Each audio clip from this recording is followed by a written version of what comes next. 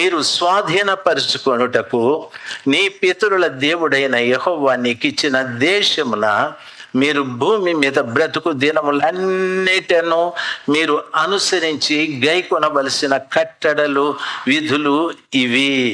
మీరు స్వాధీనపరుచుకొనబో జనములు గొప్ప పర్వతముల మీద నేమి, మెట్టల మీద నేమి, పచ్చని చెట్లన్నటి క్రింద నేమి,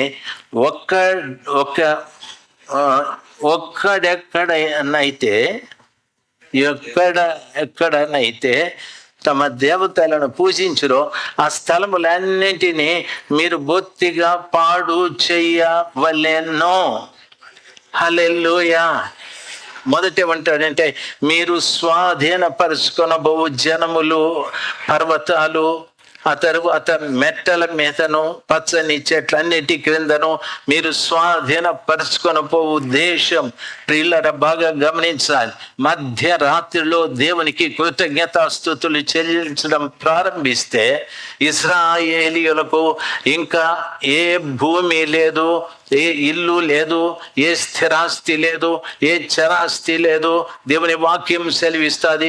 దేవునికి వారు కృతజ్ఞతాస్తుతులు చెల్లిస్తే వాక్యం సెలవిస్తుంది, మీరు స్వాధీనపరుచుకొనబోయే దేశం అది పర్వతాల మీద ఉండని, నేల మీద ఉండని, పచ్చని పొలాల మధ్యన ఉండని, ఆ ప్రాంతము పాలు తేనెలు ప్రవహించే దేశము.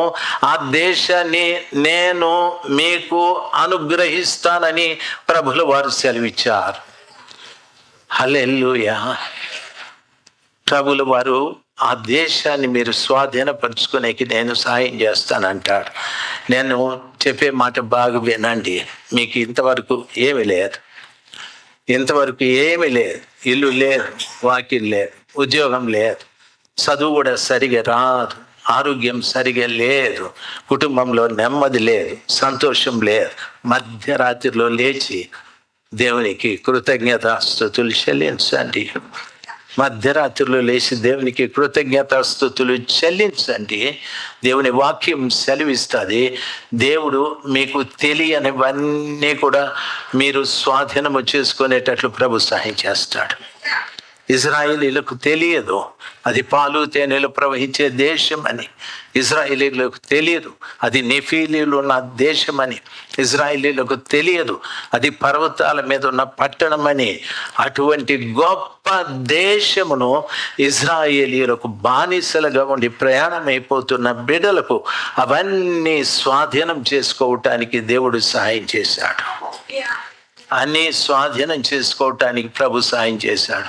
అయ్యో, నాకు ఇల్లు లేదే, నాకు ఉద్యోగం లేదే, నాకు చదువు రాదే, నాకు పెళ్ళి కాలేదే, అయ్యో నా పరిస్థితి బాగోలేదే, నాకెవరు సహాయం చేసేవారు లేరే, నాకు భర్త లేడే, నా పిల్లల్ని ఎలాగ చదివించుకోవాలి, నా పిల్లలకి ఎలా వివాహం చేయాలి, ఆ భయాలన్నీ ప్రక్కన పెట్టి మధ్యరాత్రి లేచి మహోన్నతుడైన దేవునికి కృతజ్ఞతాస్తుతులు చెల్లించు. ప్రభా, ఇచ్చిన ఈ బిడ్డల కొరకై స్తోత్రాలు, వారికి ఇచ్చిన విద్య కొరకై స్తోత్రాలు, వారికి ఇచ్చిన ఈ వయస్సు కొరకై స్తోత్రాలు, ఇచ్చిన మంచి భర్త కొరకై స్తోత్ర, నాకు ఇచ్చిన చక్కటి గృహం కొరకై స్తోత్ర, నాకు ఇచ్చిన మంచి ఆరోగ్యం కొరకై స్తోత్ర.